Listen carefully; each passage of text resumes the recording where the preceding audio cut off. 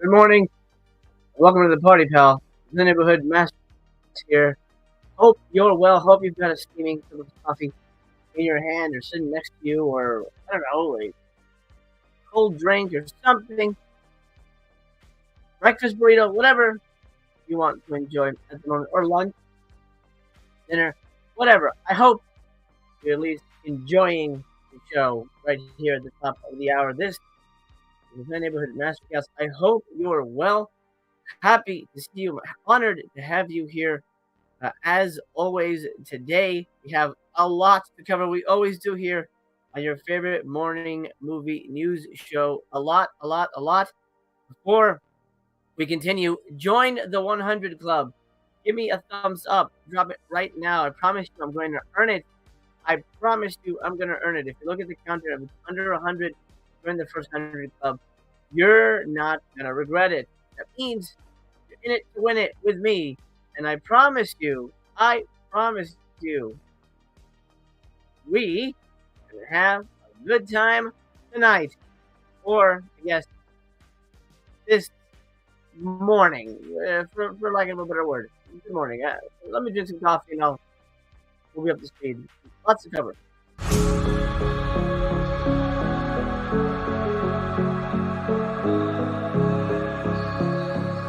I love movies. Today, I'm going to be providing you with early reviews of some of the Vinegar Syndrome releases that have been announced for March. I'm going to be giving you a review of Breathless, Freeway 2, and Primal Rage. And also, I'll give you my thoughts on one of the films in the Enrique Carlos Tabodado, the Mexican Gothic box set. I haven't finished the film, but I'll give you my early thoughts on that particular film. Exploitation says morning MC even though it's evening here. Well, there you go. I can't control time zones, but I'm happy to have you here.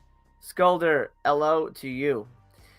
Alrighty, let's get to a lot more to cover. Beyond the reviews, we're going to be talking Severin versus 88 Films. What does that mean? Stay tuned. I'm going to tell you all about that, as well as a couple of very interesting bits of Hollywood movie news, including the announcement of what could be the most epic, the craziest TUBI original. That's right, TUBI original. Stay tuned for that. Let's get right to it. Of course, at the top of the show, I always like to give everybody who watches a physical exam. Hold on to your butts, since I'm going to take a look at you. No, I was going to say nuts, but it's too early for that.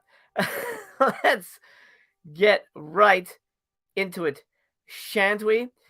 First of all, 101 Films just announced the Bob Clark Horror Collezione. Now, obviously, most of you have this already. This is UK based. As you can see, it's in pounds.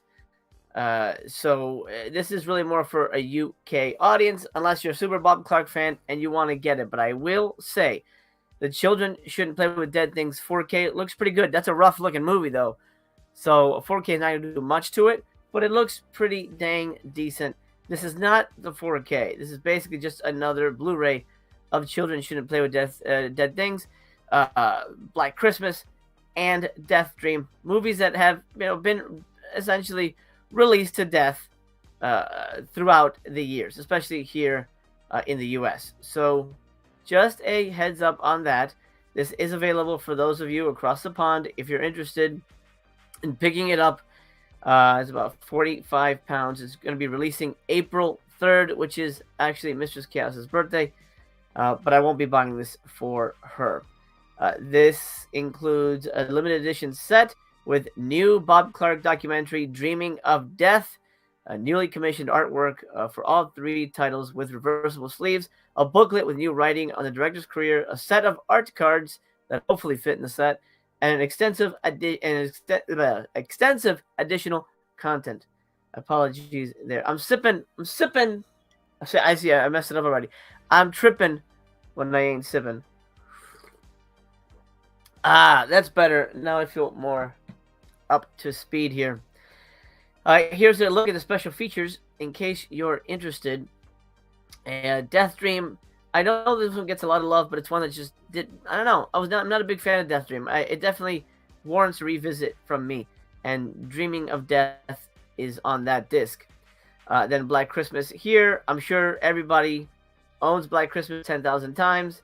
So unless you're a super fan, or you don't have any of the U.S. releases, and you're region free, there you go. Just wanted to put that on your radar. Looks like it comes in a snaz looking box, and I'm assuming, yeah, it looks like all three separate Emery cases, and then the book and the little art cards. All right, I like children shouldn't play with dead things. I think that's probably my favorite. I like Black Christmas, but there's something about children that kind of works. It's a really creepy, weird movie. So yeah, fingers. I'm not even gonna say. I won't get into it. It's too early. My mind goes places I shouldn't allow it to go. Skulder says it's evening for him too. Good morning, Holland. Thank you. You're in the zone. You're in the zone. Exploitation says children. Where'd it go? Children shouldn't play with dead things. Has some great zombie sequences. Kind of a so-so film overall. I agree. The zombie stuff is good, but the musical theater people, ugh, yeah, that's a little shit. But I don't know. There's something about that movie that has a really good mood to it. All right, next. This is something I 100% want to put on your radar. It's almost funded completely, but I think you should help. Look, it's getting backers as we watch. The Pied Piper released, or is going to be released, I should say, by Deaf Crocodile. Let me give you the breakdown according to them here. For the first time ever on Blu-ray, Deaf Crocodile and Comeback Company will be releasing Jiffy, I guess, GD Barta's The Pied Piper in a newly restored version. The disc will also include a new hour-long interview with Barta about the making of his film and much more. The stunning slipcover artwork by legendary artist David McKean will be available exclusively through this Kickstarter campaign. So slipcover enthusiasts, listen up. We'll print just enough to fill the Kickstarter orders and no more. It will not be available on our website or through any other retailer. I'm sure they'll have extras if they're damaged. I hope anyway. The Kickstarter campaign is the only way to get that slipcover. In the past few decades, the art of stop-motion animation has seen a tremendous renaissance, beginning with films like Henry Selick's and Tim Burton's The Nightmare Before Christmas, Coraline, and Corpse Bride, and the work of Aardman Animation in the UK, the wildly creative Wallace and Gromit films. It's continued and expanded both in TV and streaming, and features. Okay, I thought it was gonna go with what. Oh, I see. Period. Tricked me there. Like Fantastic Mr. Fox and Pinocchio. Okay, I don't really necessarily need to read that. But here's what Phil Tippett has to say about this film. Jiri Bodger's stop-motion films hail from the Trnka tradition of Czech filmmakers living under the oppressive communists. As with Trnka, Barta's mentor, Barta's work is clearly a voice against repression. His mastery of all aspects of filmmaking are evident: staging, production design, lighting, animation, editing, sound, and music combine into dark worlds of repression and revolt with ironic conclusions. Similarities between his work and my own Mad God share a dark worldview that is even more relevant today. I haven't seen Mad God, but I hear good things. It goes into more about the history of Barta himself. Here it says, in the mid-1980s, Barta began work on his first feature and acknowledged masterpiece. The Pied Piper, based on the Pied Piper of Hamelin, is set in a dark and twisted medieval village of narrow streets and weird Gothic arches, half Cabinet of Dr. Caligari and half Jean Van Eyck. Okay, so let's do this. Let's look at if we want. I backed the project, by the way, 100% backed it, and I suggest you do too. If you like Deaf Crocodile, if you're into stop motion animation, it's 100% a no-brainer. Here is what they offer. For $15, you get a digital edition, no physical. For $20, you just get the poster. For $25, standard Blu-ray, no slip. This is the one that I got. $30, exclusive slipcover and the movie. And this is estimated July. So we're expecting this on the Vinegar Syndrome partner label site in July. which is partner label month, so that's perfect. $45 for the Blu-ray and poster, and then $85 for the animation pack, which includes all 3 of the current animation releases with slipcovers: Delta Space Mission, Son of the Stars, and Pied Piper. Then $100 gets you Blu-ray and a thank you credit, which I assume, I don't know where they would put a thank you credit in the end credits. Well, I guess if they're restoring the movie, I guess they could add stuff to the credits, maybe at the very end. $150 gets a limited edition print, and I assume everything else doesn't say here. It might just be the print. You have to read closely because a lot of this stuff is not clarified. Let's see, a signed print for $225. So I mean, it's a no-brainer. For $30, you're probably gonna want it anyway when it's released. Grab it. Look at this. Look at this. Since we've been watching, this is already raised. It's nearly at its $15,000 goal. It's going to make that. Any extra money you throw their way, I mean, it's only going to help Death Crocodile going forward. So let me know if anybody is interested. Let's see. Good morning to Cass. How are you? Good to have you here. Exploitation says, Death Crocodile annoyed me with the Region A release of Solomon King. Why not region free? Makes no sense for a little release like that to be so restricted. I'm not sure. I'm not sure why that is, but there's got to be some kind of rights issue. Skulder says, blue only to select countries, and my country is not on the list. Well, in that case, I guess you can't support it. But I mean, well, let's see that. Let's see what that means. Does it list it? Let's see. What countries? United States. Oh, yeah, there we go. Australia, Canada, France, Italy, United Kingdom. Yeah. All right. Well, oh, Jesus. $40 to ship it to Australia? Oh, my friggin' God. That's actually why I stopped ordering from Umbrella. Because it's like, no way. It's not worth it. Alrighty. So that's the Kickstarter thing I wanted to put on your radar there. Because I think you will enjoy that. In terms of physical media of a different sort, let me put this on your radar. Fright Rags has a new, let me see if I can get to their main page, has a new merch line for Maximum Overdrive. How insane is that? I never would have thought that a company would go through the effort of merching Maximum Overdrive. And I'm not knocking Maximum Overdrive. I think it's an awesome movie. Look at this, dude. Oh my God, that's cool as shit. So you got Maximum Overdrive shirts, hoodies, I think. Yeah, a hoodie with the same kind of artwork. What does the front say? Let's see. The front has the little demon face. That's amazing. You got a Dixie Boy truck stop, video games, shower facilities. That's where I play my video games. Try in a trucker joint. And then this is the Happy Toys, right? Yeah. That's super deep cut. You see anybody wearing that? Only a handful of people would really know that. And maybe you're like, what's that from? That looks familiar. Maybe more than a handful, but you know. It would definitely be, you would know you're among your people if they recognize that demon. Anyway, just wanted to put that on your radar. This just dropped today. Maximum Overdrive goodness from the folks at Fright Rags. Also, this is good news. If you wanted Scream Popcorn Bucket from Cinemark, guess what? You can get it. Pre-sale is limited. It's up March 17th. I already ordered my bucket.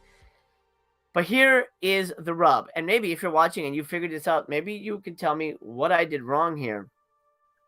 I ordered my popcorn bucket. Then they listed these guys, the sippers, 2 for $23. Hell yeah. I want that. I want that very badly. I absolutely need those in my life. How do I get them?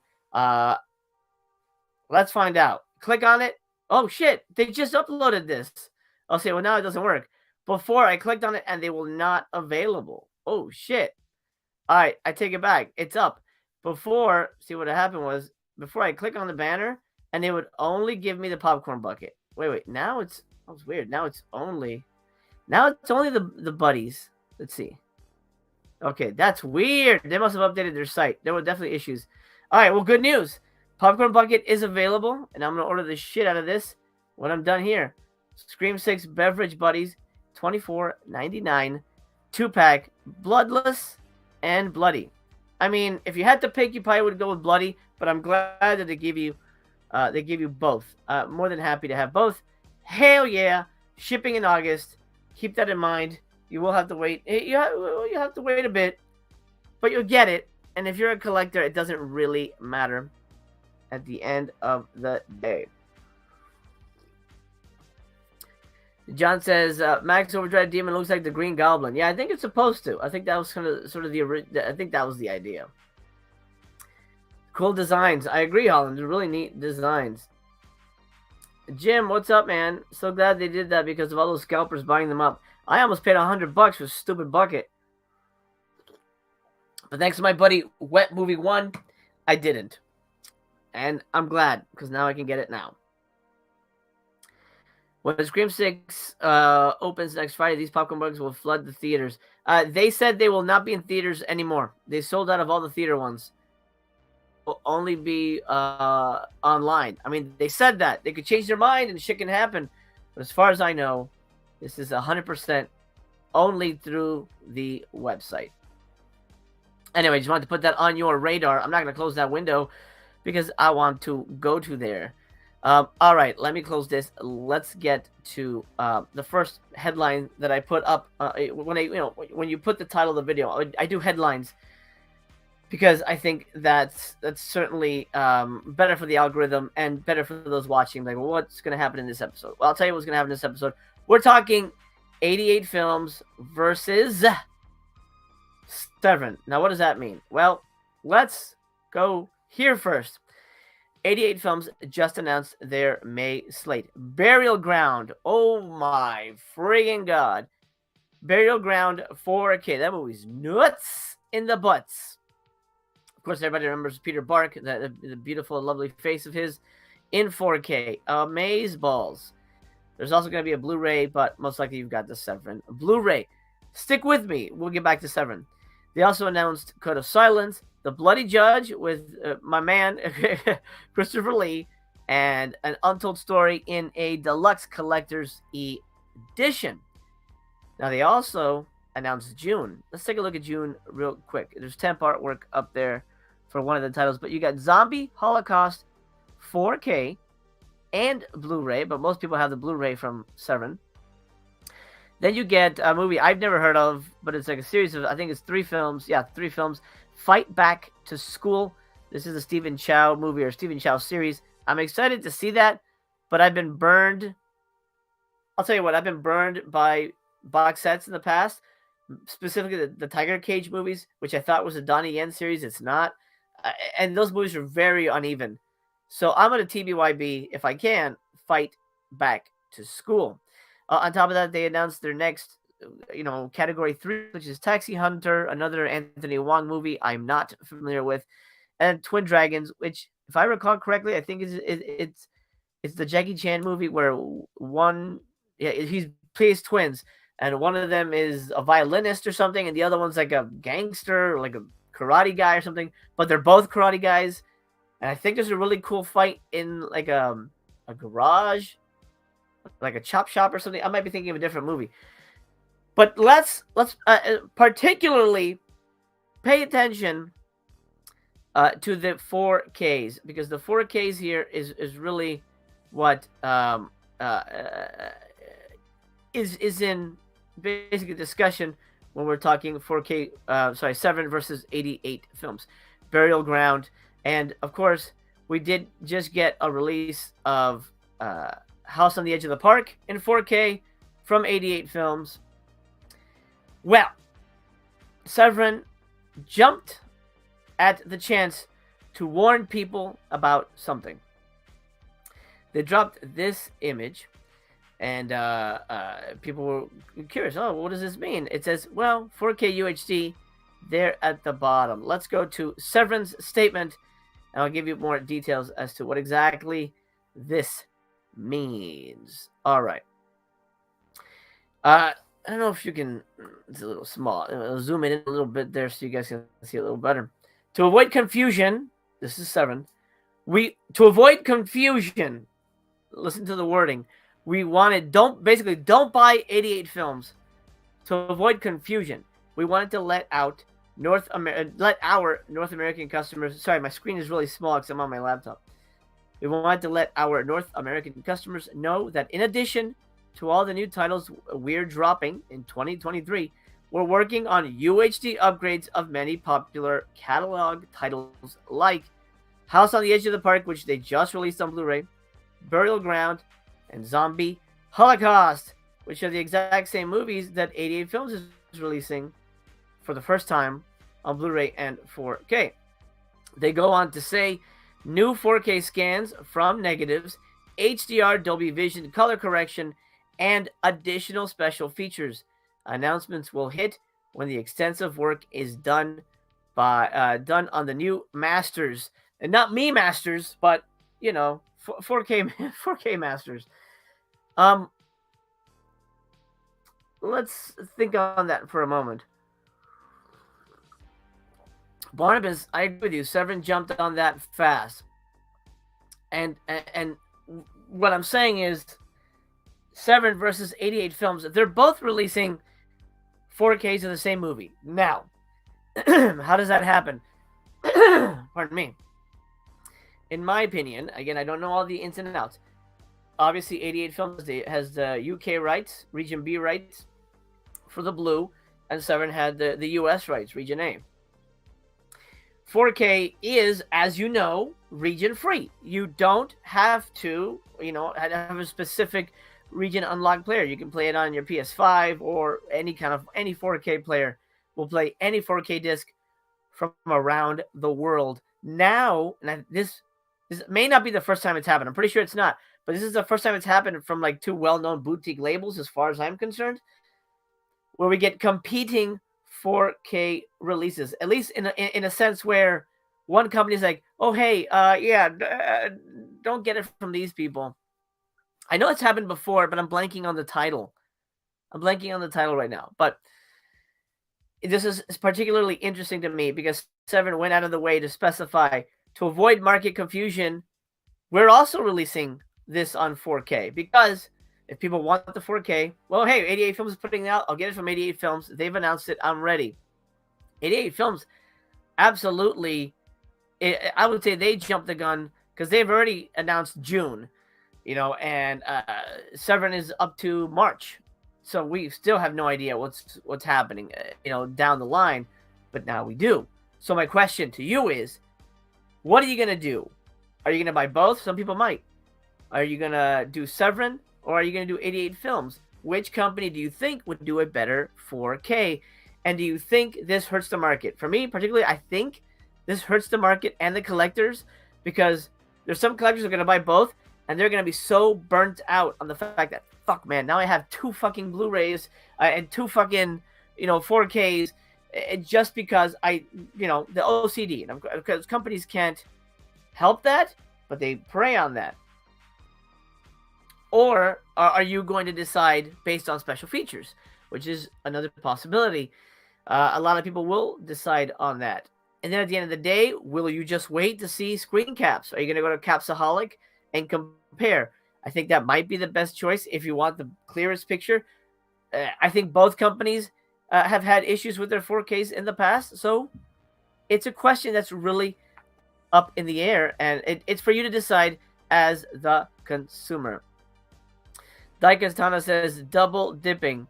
They know you will do it. They know you will do it. They absolutely do. And that's what sucks. Mike says, it also depends on the extras on the disc. I think that's the deciding factor for quite a few people. Code to Vinegar Syndrome with Thriller. Did Code Red release? Wait, Code Red? Release Thriller? Oh, that's right. Oh my god, oh my god. That's the one I was thinking about. That's exactly right. Yeah. That's exactly right.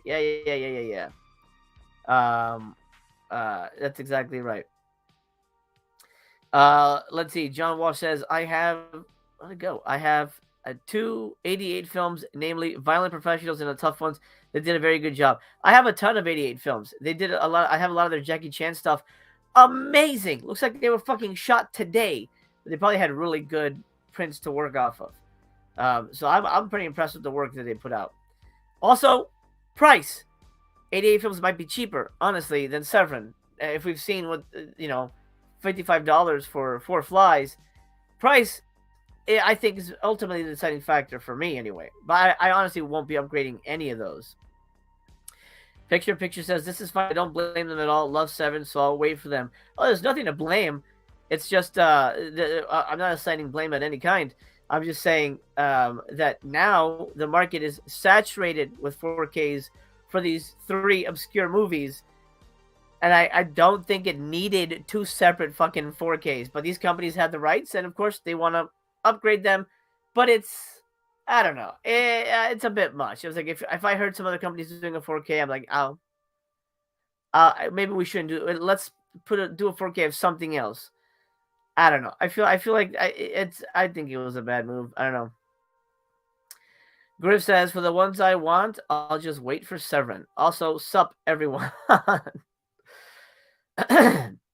John Walsh says, yeah, we'll have to compare that midget actor. Excuse me. I'll have to compare that midget actor playing the Zombie Kid in Burial Ground. Double dip on both. Yeah. Well, it's up to you. But I wanted to bring that to your attention because I found that quite illuminating when it comes to the 4K space and the collecting market. This, to me, this just burns out collectors. I don't know. We're gonna see more of it, and I don't like it. I honestly don't like it. But hey, if the market supports it, I guess the market supports it. It's just a me thing, I guess. Just a me thing. But let me know in the comments down below if you're watching on replay. By the way, timestamps for everything going forward. Again, drop me a thumbs up if you're watching. If we're not at 100, help me get there. Be a part of the 100 club. Helps the video, helps the channel. And yes, I'm going to ask every friggin' time because I got to, baby. I got to. That's just the way the game is played. All right, that's it for your physical exam. But we ain't done. We're far from done. Let's buzz around town. Oh, yeah. Time to buzz. Who's ready to buzz? I am. I hope you are as well.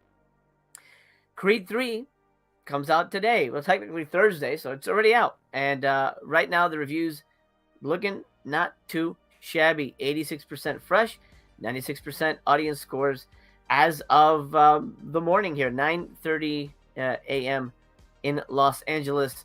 Some of the early reviews, we'll take a look at that real quick. We'll go with Stephen D. Gradanis from the Catholic World Report. Oh, boy. With his unnervingly nonchalant gaze and jaw jutting forward, Majors radiates hidden explosive danger, and his formidably brawny physique makes an understatement of Dame's boast to have kept in shape in prison. So his review is all about how good Majors looks. All right. That's weird. Neil, movie mom, says Neil is a movie mom. Oh, it might be a pseudonym. I don't know. Anyway, it says there are punches so visceral you'll feel like you're in the ring. By the way, I don't know if you've heard this. This is really interesting, but my God, I'm blanking on his name. My God, what is his name? Michael B. Jordan said that he took inspiration for the fights from anime. So that should be interesting to see. Adam Green, a rotten review from Detroit News, says, like any good title fight, Creed 3 needs a rematch. Ooh, boy. Another smash.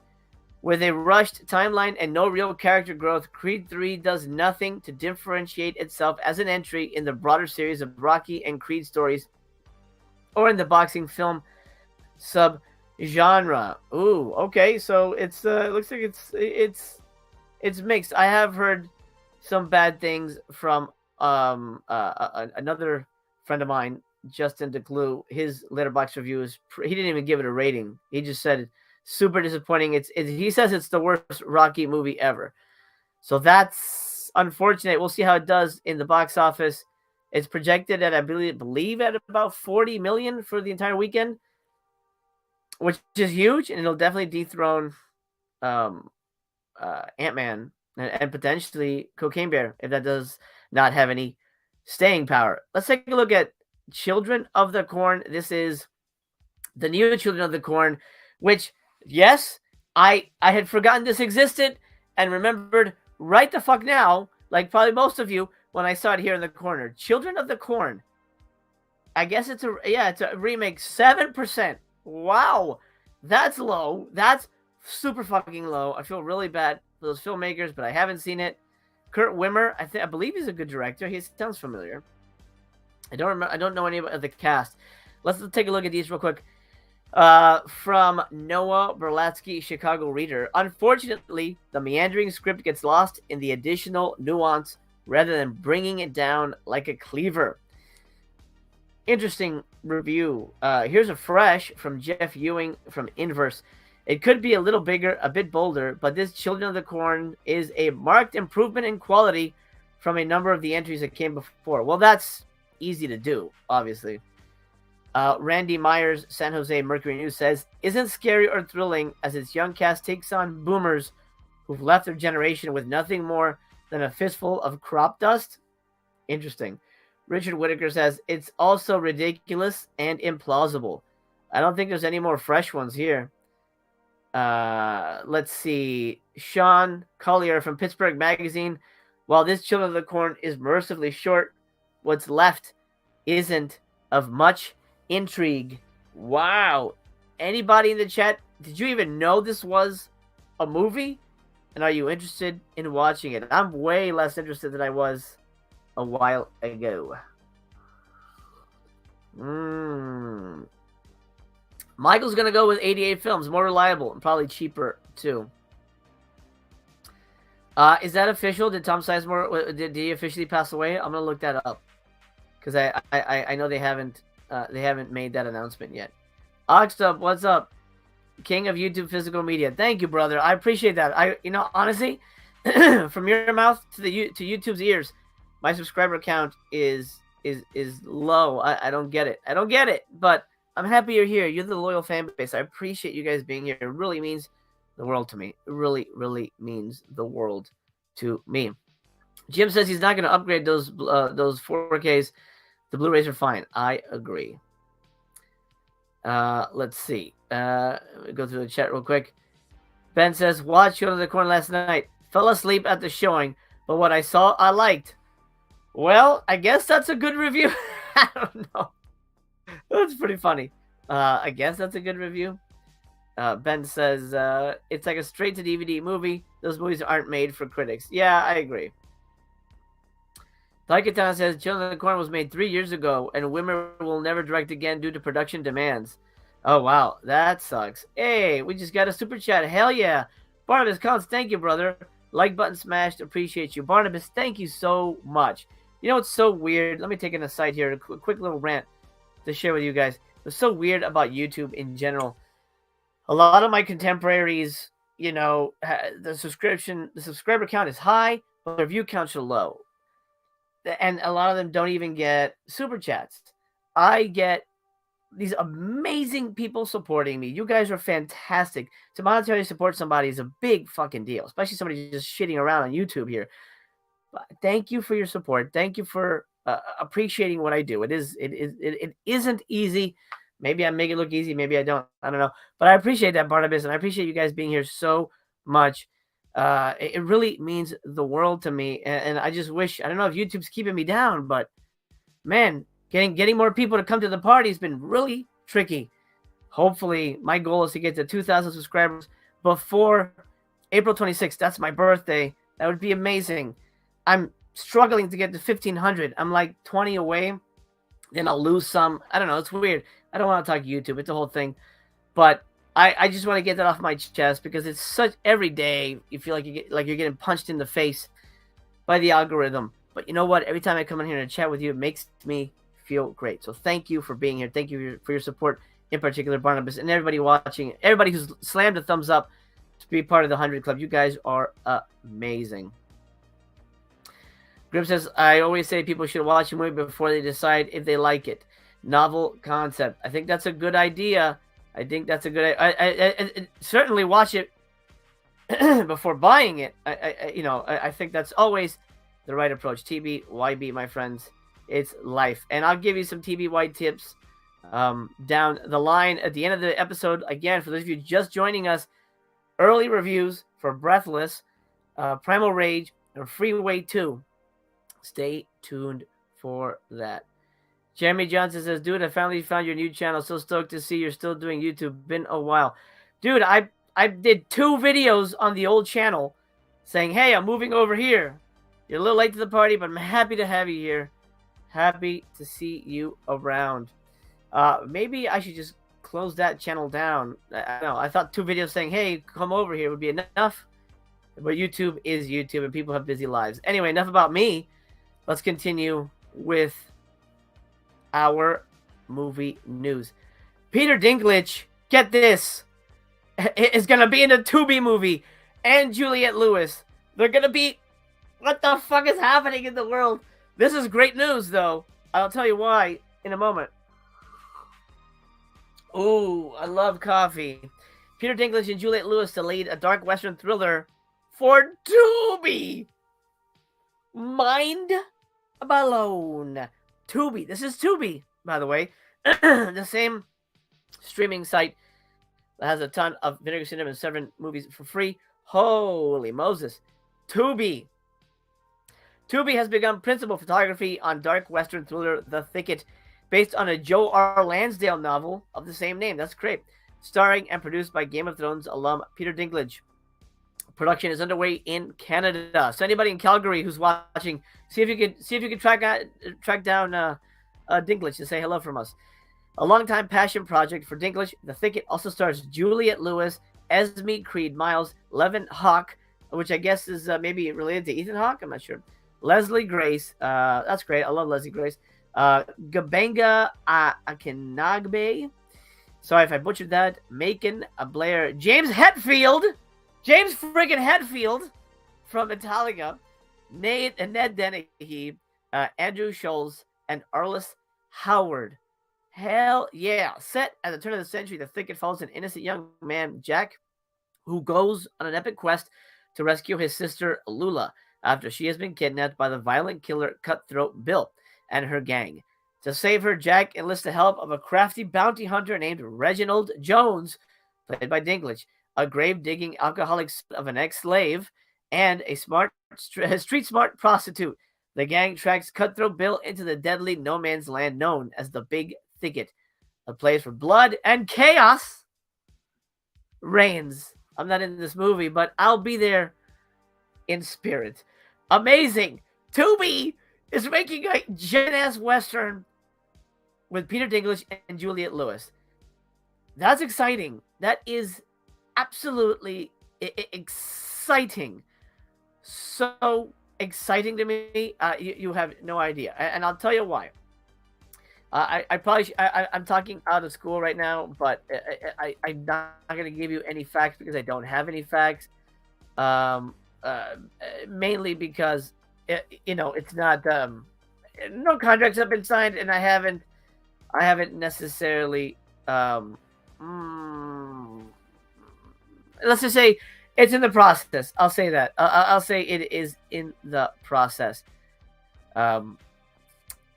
I'm making a movie for TUBI, potentially fingers crossed. I don't want to jinx it, but I'm going to tell you because I like you guys, and I want to kind of give you guys a little heads up on it because you're here, you're hanging out. I'm gonna spill some tea. Potentially making a movie for TUBI, and this Dinklage thing is a good sign because that means we can spend some real money and make a bigger movie than normal.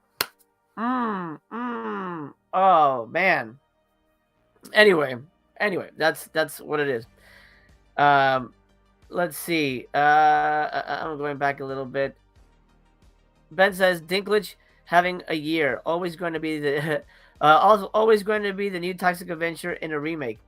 Yeah, I don't know. Is that still happening? I don't know if that's still happening, but I'm not sure if that's exactly is still happening. But potentially might. Holland, yeah, it's a passion project. I love it, and wherever you can get it funded. That's at least $1 million, maybe more, probably more. By the way, hell yeah, dude. That's amazing. That's great news. And for TUBI fans, that's excellent friggin' news. I'm very excited to hear that. And I hope once it comes out, we all get to enjoy it. And it kicks ass. I hope it really kicks ass. I hope that really bodes well for TUBI going forward. By the way, I did a quick search on Tom Sizemore. He's not dead yet. He's still alive. At least according to the news sites. He is still alive. He's still hanging in there. All right. Next up, I hope you guys are into video games, and if you're not, I hope you're into horror movies. Dead by Daylight, the sort of online multiplayer. I've never played it, but I know what it's about. Horror video game is gonna be a movie. thanks to the folks at Blumhouse and Atomic Monster. They partnered up recently. I don't know if you noticed that. Dead by Daylight is something that came on my radar because they had a Ghostface plugin where you get chased by Ghostface and shit. Anyway, this is awesome. Dead by Daylight coming to Hollywood. Atomic Monster and Blumhouse are teaming up with Behavior Interactive, the largest Canadian gaming studio, to develop a feature film adaptation of the hit horror multiplayer game Dead by Daylight. Since its launch in 2016, Dead by Daylight has reached over 50 million players worldwide, with 2 million players stepping into the fog, the terrifying mist that players must make their way through in order to survive every day. We couldn't be more thrilled to work with Jason Blum and James Wan, two giants of the horror film industry, to further expand the Dead by Daylight universe, says Stephen Mulrooney, Executive Vice President at Behavior Interactive. At Behavior, our motto is to create unique moments together forever. Atomic Monster and Blumhouse are the ideal partners to craft Dead by Daylight's killer entrance onto the big screen. James Wan added, in Dead by Daylight, the Behavior team has created a love letter to the world of horror, building an incredible environment teeming with atmosphere and terrifying villains, perfect for a scary cinematic adaptation. We're big fans of the game at Atomic Monster and are thrilled to be teaming up with Blumhouse to bring this frighteningly visceral world to the big screen. Jason Blum adds, we know there's so many fans of Dead by Daylight out there and think it's imperative we find someone who appreciates and loves the world as much as we do to help us bring the game to the big screen. We know our partners at Behavior and Atomic Monster will help us bring the best version of the game to life. This is in development. As far as I know, there is no word on release date, but this is very exciting. There's also, for those of you who don't know, a Five Nights at Freddy's movie in production now from Blumhouse, starring Matthew Lillard of all people. So hopefully that's good. Who knows? Hopefully that is that's a good solid movie, and hopefully this is a good solid movie. Julian Sands is still missing. For some reason, whenever I highlight a comment, it vanishes. I don't know if you see that on your end, guys. But it's kind of glitchy today. I apologize for that. Julian Sands is still missing, according to last reports. That is a shame. At this point, he may have perished on a hike somewhere, which sucks. John says, as for games, I want a proper movie for World of Darkness RPG. Oh, I don't know that one. I've heard good things. Daikatana says, Dead by Daylight copied Friday the 13th. Didn't Dead by Daylight come out first? I don't know the timeline on that, but they came. If anything, they came out right after each other. I doubt they had time to copy each other. Dead by Daylight's been out for a while. Well, so is Friday. I don't know. I don't know the history on that. But either way, yeah, they're similar. But that's like saying, hey, if you do a first-person shooter, you're copying Doom or Wolfenstein. DVD was developed as an F-13. So, I see. Dead by Daylight was developed as an F-13 game, but couldn't get the rights to Jason. That's why Hunter looks like him. They just changed the design. Ooh, interesting. Okay. So anyway, just wanted to put that on your radar. Dead by Daylight movie coming your way. Hey, we have this Ghostface movie coming out soon. And yes, Scream's marketing is behind the creepy Ghostface sightings, causing scares across the U.S. Oh man, that's some crazy shit. Check this out. If you saw a knife-wielding masked murderer lurking around your town, fear not. Well, maybe you should fear, but it's all part of the marketing campaign to promote the upcoming Scream 6. Sources close to the film confirmed to Variety. In the weeks leading up to its release on March 10th, the franchise's notorious slasher, Ghostface, has been spotted in various U.S. cities, including Sonoma, the stand-in for the film's fictional town of Woodsboro, New Orleans, and St. Louis.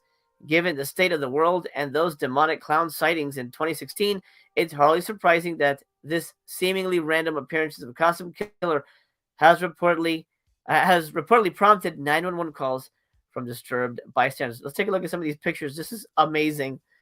This is so funny. Ghostface, I was just minding my business, he says. The people of Sonoma got a bit of a scary surprise on Monday when a person wearing a Scream costume stood motionless at the Sonoma Plaza. The first film in the franchise was shot at the Sonoma Community Center, just a block away. And I've been there. I love it. I love that area. I did a whole video on it. Here's another one. Ghostface has been spotted in several cities across America leading up to the release of the movie. I'm not sure if you guys have seen this or not. There's a snow one. Let me see the snow one. Let's see if that one. Let's see if that'll load. Look at this. He's in the friggin' snow. Dude, that's crazy. Look at that. Hell yeah. Just standing there. Friggin' love it. Amazing. I gotta say, the marketing team for Scream 6 has been insanely good. And they've released some fantastic friggin' things. This has nothing to do with Ghostface. I'm pretty impressed with the marketing on this. I really hope Scream 6 is not a super disappointment, because that would be horrifying. And I would not like that. Chester says the success of Last of Us probably helped Dead by Daylight get the green light. It probably did. And you know what? I'm not watching The Last of Us. I'm not. And from what I'm hearing of the episodes, I'm not interested whatsoever. I love the first game. Dude. The first Last of Us is an amazing fucking game. What they've done in the second one, when I found out what happens, no spoilers, but I was like, no, screw it. I don't want to play that. I don't want to play that storyline. That's dead to me. And what I'm hearing from the show, it feels like they're taking a page out of the second one instead of the first one.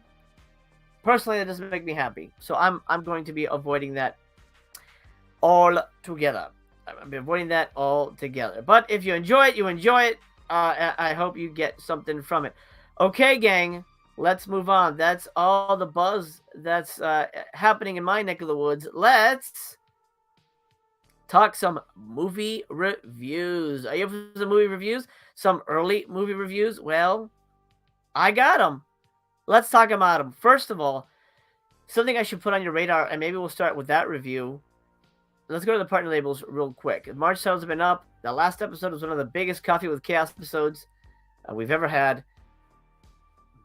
If you watched it, thank you so much. I appreciate that.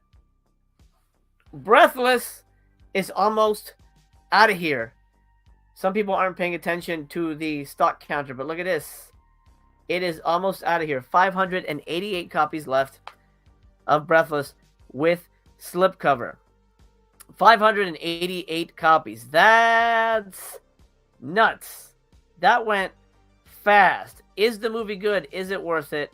Well, here's what we'll do. I'll give you my review. And I'll spotlight the thing so we can look through pictures of the thing as we discuss it.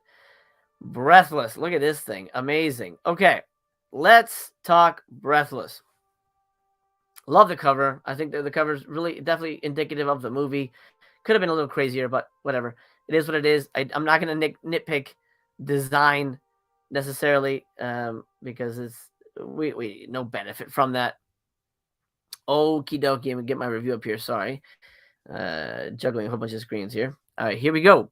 Breathless from 1983. Well, goddamn. This thing blew me away. This feels like the most Tarantino thing I've ever seen that wasn't directed by Tarantino.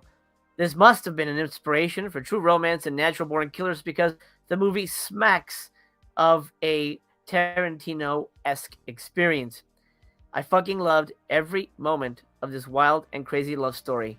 There's a natural, charming energy to the film, and it never loses its joyful spirit, despite being a movie about a haphazard murderer on the run. I'm shocked that this thing bombed when it first released. I mean, that makes absolutely no sense to me. It's so stylish, so beautiful, so just incredibly sumptuous to watch and enjoy. It absolutely is deserving of, at the very least, a cult following. My friends, I'm telling you right now, are you ready for this? Are you ready for this? 5 stars.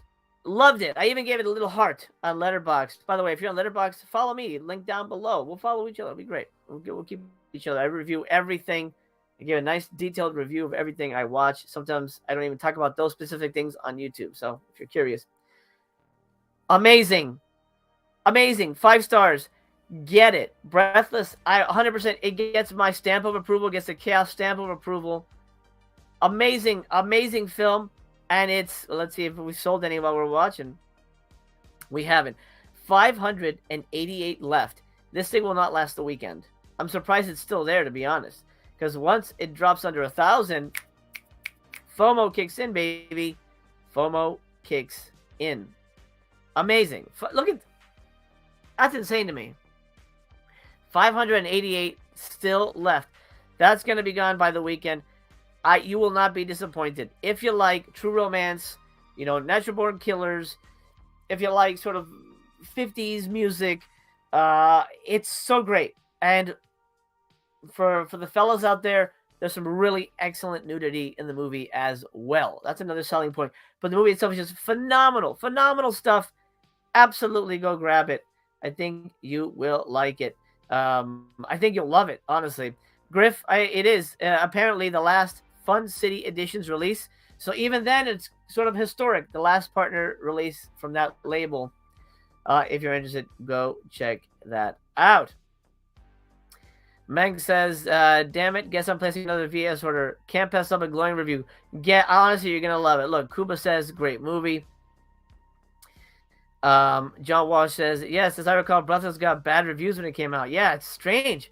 Honestly, I'd never seen it before until recently, and I was blown the fuck away, man.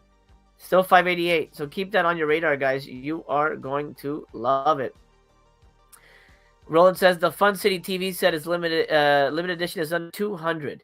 Yeah, that might trickle out because those movies aren't great. That might trickle out. Kuba brings up something interesting. Do you know Looking for Mr. Goodbar starring Richard Gere and Diane Keaton? I know the film. I haven't seen it, but I don't know if this is what you're referencing. There's a video we showed on the last Coffee with Chaos, the big Vinegar Syndrome March preview. And it was a 10-minute video show talking about, we hate vinegar. It's from Vinegar Syndrome, talking about the restoration process and vinegar, how it affects movies and things like that, or the Vinegar Syndrome process. And there's a moment where someone flashes up, hey, these are my favorite movies, and he flashes up the movies. Now, the list of movies are fake, but the first letter of every movie on that list spells out Looking for Mr. Goodbar. Coincidence? I don't know. Maybe that's what Kuba's trying to bring up. I'm not sure. But it's funny that you would mention that movie if you did not know that.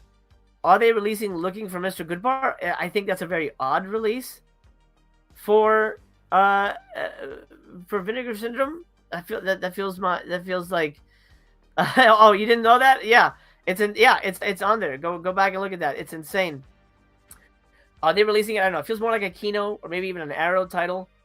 But the first letter of those they did it for a reason, right? I mean, are they fucking around? Maybe. But that's such an obscure title for them to do that with.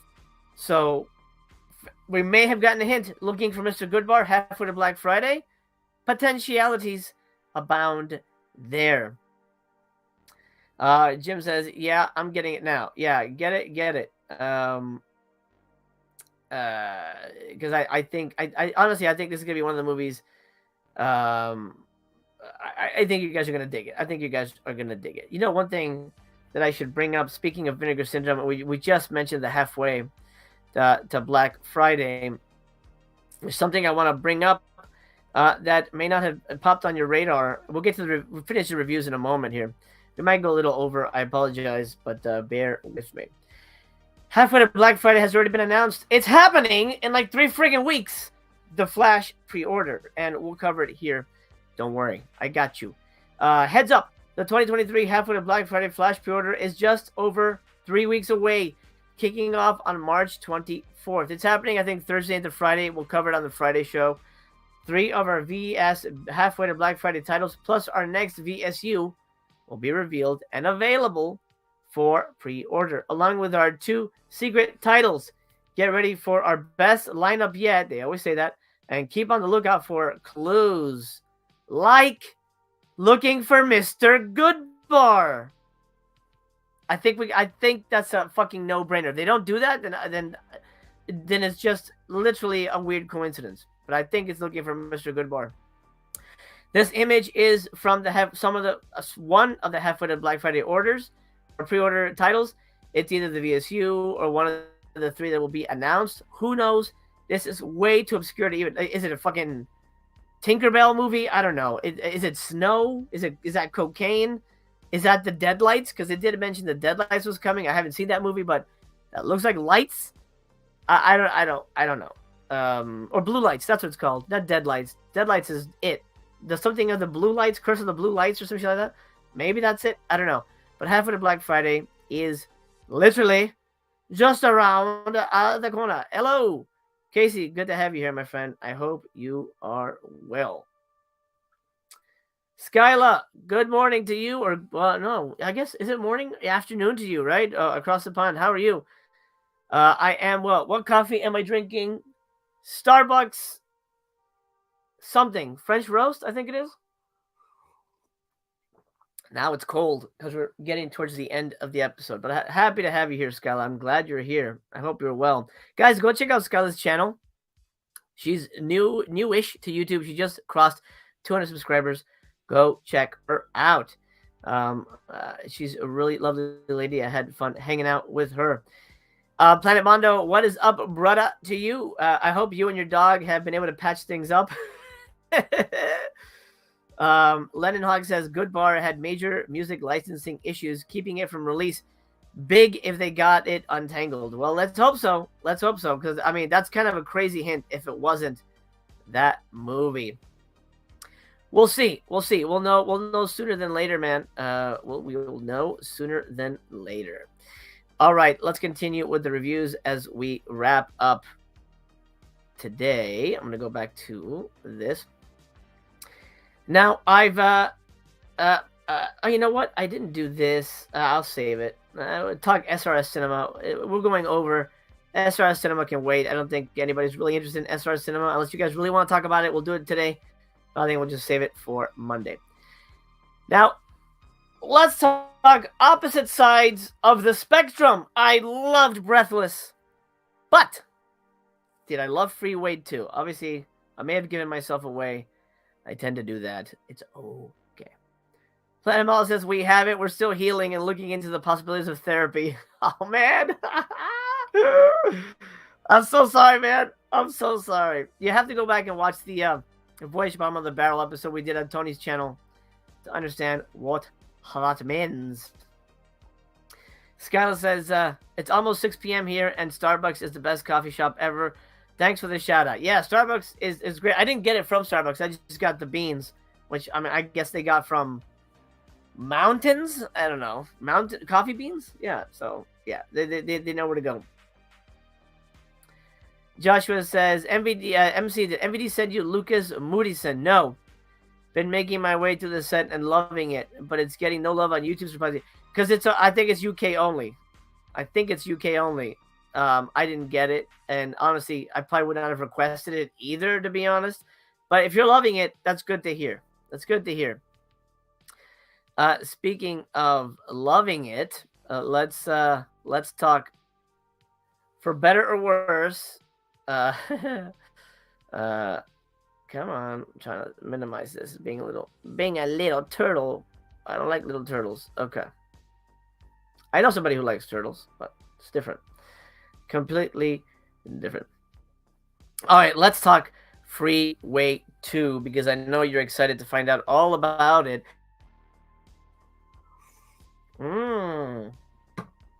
Delightful.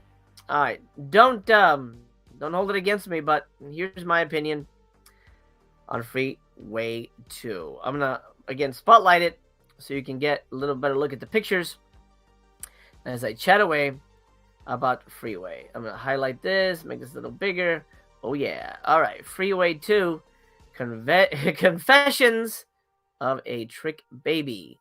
Which, by the way, I don't think they ever say the word trick baby in the whole movie. But maybe it's just in name only. She's a trick baby. Anyway, I won't go down that line. Freeway 2 from 1999. The first Freeway was almost a Shakespearean tragedy. The sequel is a mess of unlikable characters and vomiting, and I disliked it immensely. This is the story of White Girl, played wonderfully by Natasha Lyonne, a bulimic prostitute that is sent to jail by John Landis. Yes, that John Landis. She's sent there at the beginning of the movie, and there she meets a mass murdering lesbian, and they become pals, and they escape into Mexico, leaving a trail of bodies and mayhem in their wake. The movie features multiple scenes of people overeating and vomiting, which really does not appeal to me. So the movie rubbed me the wrong way immediately. I almost saw some boobies there. I gotta get rid of that. Oh, look at that. Vomiting. That happens in the movie way more than it should. Oh, Lord. The first Freeway allowed you to get to know the characters, and it felt like a hero's journey. There was pathos and a clear goal. It was Red Riding Hood, for God's sake. The sequel, though, feels like a rushed hodgepodge of scenes. And there wasn't enough established character or story for me to give a shit about our two leads. The third act involves Vincent Gallo's cult leader, and it's the only time the movie really gets interesting. But sadly, for me, the first two acts feel wasted. And not wasted like a trick baby, just wasted in in a cinematic sense. The film does not deliver the gutter trash poetry of the original, and I'm surprised it came from the same filmmaker. This is like someone trying to copy the original, and in my opinion, it's lacking in entertainment, despite it really going balls to the wall at times. None of this feels fun, and the first one, for me, was ultimately a fun watch. It really comes down to the fact that I don't care for anyone in this movie. And even though you don't necessarily have to like all the characters, you should at least care for them. And that's where I'm ultimately coming from. 2 stars for Trick Baby! I mean, it's not good. I guess she's a Trick Baby, but it's not necessarily specified. Hey, I'm a Trick Baby. 2 stars. Well, let me show you this. This is Vincent Gallo here. Oh, it's not gonna. I'll go backwards. This is Vincent Gallo. He plays a woman priest. It's the only time the movie gets interesting, but even then, the movie just takes too long to get anywhere. I didn't like it.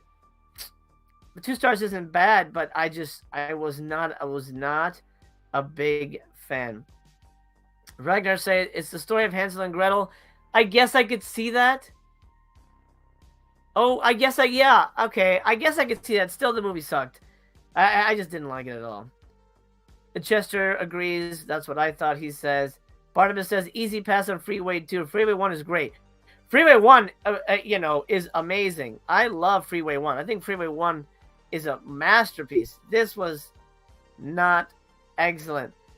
John, I got a Mexican review coming in a moment. You have to hold on tight for that one. I actually didn't finish the movie completely, so I'm not going to give it a full review, but I'll just tell you I'll tell you my thoughts on what I've seen. Kuba says, "What's the movie where Vincent Gallo gets a blowjob?" That's Brown Bunny. Brown Bunny. Brown Bunny, which may be coming from Vinegar Syndrome at some point. You never know what's gonna happen. All right, so those are the two extremes of the Vinegar Syndrome early reviews I have for you. We're at an hour and 5, so I want to wrap this up because I will be cognizant of your time. By the way, 100 Club, make sure you're in it. Slap a thumbs down if you haven't already. Help me out. Help the channel. It's your ticket to the show, and is greatly appreciated, my friend. And if you're new here, do consider subscribing. I'm trying to get, like I said, to 2,000 subscribers. Birthday, April 26th. We're chugging along. Be a part of the show. Don't be a stranger. I'd hate to not have you here all the time. I miss you. I miss your face. All right. Now let's talk middle of the road. Middle of the road movies. Sadly, with Primal Rage. Let me highlight that so you can see that a little better. Lovely slipcover. Freaking amazeballs. Amazeballs. But is the movie Amazeballs? Well, let's get into it. Primal Rage from 1988. I was hoping for an Animals Run Amok movie, but instead, I got a half-baked version of Lamberto Bava's Demons on a college campus. Bo Svensson plays a doctor experimenting on monkeys at a college, of all places, when a journalism student breaks into his lab and gets bitten by a rabid baboon. And there he contracts a rage virus. By the way, the girl on screen, beautiful. I think she's great. I love her. I don't know who she is, but gorgeous looking face. What you have here is basically 28 Days Later meets The Karate Kid on a shoestring budget. And the Karate Kid reference might make sense when we get a little later in the pictures. I was waiting for this movie to go bigger and crazier, but it never really exploded into mass hysteria and chaos like usual infection movies do. As a matter of fact, the story and the characters are all fairly contained. And despite some lovely, gory kills, the movie kind of fizzled out for me. There is one great kill at the very end, which I'm not going to spoil here, but overall the movie feels like a lackadaisical approach was given to the material. So it never gets as tense or as epic as you were expecting. Sadly, it's not an Animals Run Amok movie, and in no way tops the superior Crazy Baboon movie, Shakma. By the way, you see those skeletons on the screen right now? That's what I mean about Karate Kid. You'll have to see the movie to see exactly what I mean. I'm not going to spoil it here, but I got major Karate Kid vibes from this movie. Gosh, I really wanted to love it. It's a Halloween movie. I really wanted to love it, but I found it just a little disappointing because it doesn't get as explosively epic as your it's basically a zombie movie. It's a zombie movie, but only like a handful of people get infected, and I don't know. That's the death, by the way. That's the awesome death at the end. But with this cover, I don't know. It's hard for me to say, but I was underwhelmed by it. It's just, I wanted a Crazy Monkey movie. All right, I wanted a fucking Crazy Monkey movie. The Crazy Monkey exists for like a minute. I love Demons, but Demons is a better movie. It's Demons on a college campus. 6 people get infected. That's it. I'm not gonna spoil what happens, but it's, I don't know. I don't know. It's okay. 3 stars. 3 stars for Primal Rage, my friend. It's just, I was bummed, to be honest. I was a little let down by it. I don't think it's terrible, and there's some really good kills, but overall, I think you go in expecting so much, and you're like, oh, is that it? Oh, okay. It feels very low budget, which is, yeah, unfortunate. Yeah, that's those are my thoughts on it. Let's see. License to Kill poster. Yeah, that's my favorite Bond movie, by the way. I love it. Skyla's into it. She's in Blood Beach. Oh man, it's been a while since I've seen Blood Beach. I gotta track that one down. Oh, Nightmare Beach. Nightmare Beach? Is that Is that the motorcycle helmet guy? I think that's the motorcycle helmet guy. Griff says, I'm hearing Primal Rage is sold around half the stock. Not sure how to check, but 300 gone out of 6,000 would be a lot. It's the god dang poster, baby. It's the god dang poster. Barnabas says, these slipcovers can for sure overbuild the movie. They really did. Red Letter Media reviewed Primal Rage last October. Did they? I don't remember that. I gotta look. I watch all those. I don't remember that. I gotta look. I'll watch to see what they thought. Anyway, Primal Rage was a similar cover on the late 80s Laserdisc. And yeah, it's misleading. I thought it was an Animal Amok movie at first. Yeah, go in expecting a zombie movie. Expect demons on a college campus. And I mean, it's not a bad movie, but it's certainly not Shockma. Somebody's got to put out Shockma, baby. I love that movie so much. So freaking much. All right, before we end today, let me highlight something. Right now, on YouTube, and I've only found one. On YouTube, you can watch one of the Carlos Enriquez Taboada films here on the Mexican Gothic set. You can watch... Let's see. I'll go to the list. I don't think we actually went through the pictures. Oh, that looks way better than the one I'm watching. All right. Come on. Where is it? No? Okay, they're gonna put mine all the way at the end. Anyway, Rapina. That's the one that's available on YouTube. That's the one I'm watching right now. It's the one that... It's essentially a Mexican version of A Simple Plan. If you guys have seen A Simple Plan, it's almost exactly that movie. It's about poor Mexican farmers, who don't want to be poor anymore. A plane crashes nearby, and they have to... There's the plane crashing and beautiful effects here. That is not a model. That's a real plane, okay, guys?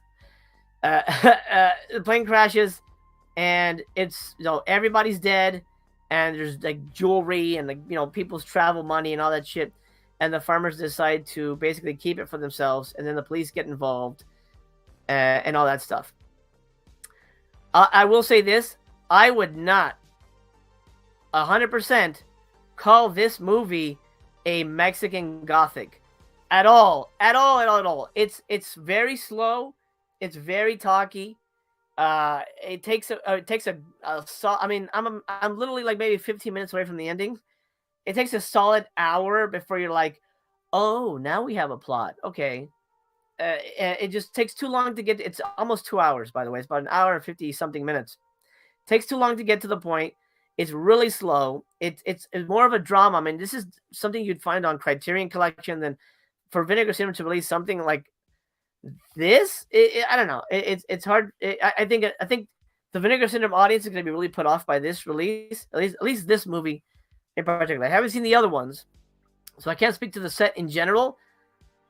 But based off of just this one movie, I'm not going to buy this set.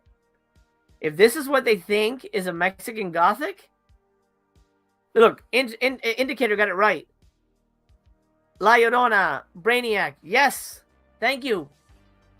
Mexican farmers, saving, stealing money from a plane crash. It's a thriller. I mean, it's essentially simple. It's a simple plan, but a lot slower and a lot less tense. And it completely turned me off from the entire box set. The other two movies could be great, but you know what I'm gonna do? I'm gonna find it somewhere else. I'm gonna keep looking on YouTube for it. Poison of the Fairies was not there, but I didn't look for the other one because I forgot the title of it. And I forgot the title of it right now. What the hell is it called? Darker Than Night. I'll see if that's on YouTube. And I will give that one a watch. But for now, I haven't finished Rapina, but it's gonna be 2 stars at the moment. It's a 2-star movie, and it's just honestly, I hate to say this, but I have a feeling we have another Cardona on our hands. And that sucks to say.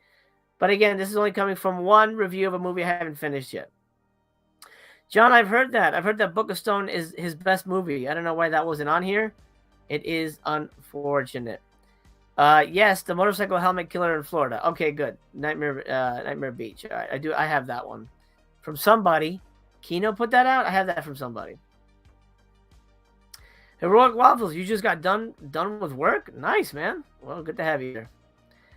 Yeah, too bad about Mexican Gothic. Did the plane crash into a haunted castle with a ghost? Nope. Just in the woods. Just in the like. It's literally like I'm watching this. I'm like, what are they talking about? What Mexican Gothic? There's nothing Gothic about this movie at all. It's a Simple Plan. Go watch the Simple Plan if you haven't already. That's a way better movie, my friends. Simple Plan is a masterpiece. All right, we're about an hour and 15 into this show, a little over, but there's a lot to cover. And I'll save the SRS Cinema for next time. I'm sure you won't mind. Monday, next time we see each other on Coffee with Chaos, we're going to be talking SRS new releases and their ridiculous price for a shot-on-video box set. Like, what the fuck are they thinking? We'll talk about that on Monday. Also, box office breakdown. We'll see how Creed 3 fared, as well as an update on Tom Sizemore and maybe Julian Sands as anything comes out. So stay tuned for that, as well as the usual fun time adventures from me. I do want to put a couple things on your radar. Don't head off just yet, because I don't want you to miss March 14th episode of All the Colors of the Dork, number 7, right here on this channel, hosted by Nathaniel Thompson himself, the man, the myth, the legend, the guy behind a ton of your favorite commentary tracks. We're talking Raiders of Atlantis, the craziest movie ever made, potentially, and Amsterdam, the movie about a scuba guy who kills people in Amsterdam. Don't miss it. March 14th, Tuesday. Then 19th, Sunday, Guilty Pleasure Gang, round 2, over on Lady Shasha's channel. What did I just watch? We're talking Howling 3 and the Greasy Strangler. Oh, goodness. March 21st, oh, schnit. Over on Tony's channel, we're talking Anna Nicole's Naked Body versus Bad Guys on Super Booby Movies Episode 3. Oh, yeah. Oh, yeah. Join us for that, or I'm going to have to give you one of these for missing out. And I don't want to do that. I don't want to do that because you're my pal. I don't want to do that. You're my pal. We got to hang. We got to hang. And hopefully you will hang with me. Oh, my God. Jim Powers. Thank you, brother. Dropping me a 99-cent super sticker. Thank you, brother. I really appreciate that so much. Jim says, thank you for the coffee break. Thank you for the support. I really appreciate it. Thank you for your time. Thank you for hanging out with me. Thank you so much for being a part of this show. Without you, there wouldn't be one. And I've seen just literally we're entering our third week. We're about to get into our third week here. I've seen the response. The response is great, and I'm so honored and thrilled that you guys want to hang and talk movies with me. It means the world. Skyla says she's looking forward to Amsterdam's one of her favorites. Skyla, do you want to join us?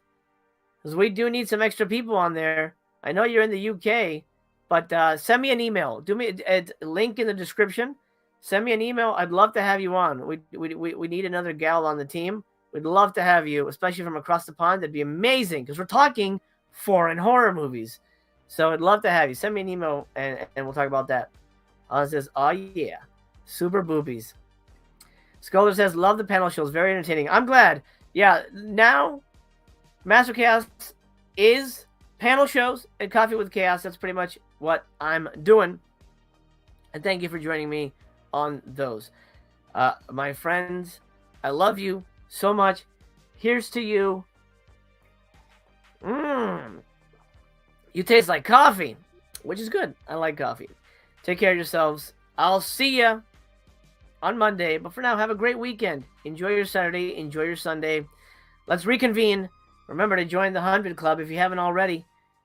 Drop that thumbs up. And do me a big favor. Help me get the word out there. If you haven't already, post this on your social medias. Hey, check out Master Chaos. He's doing good stuff.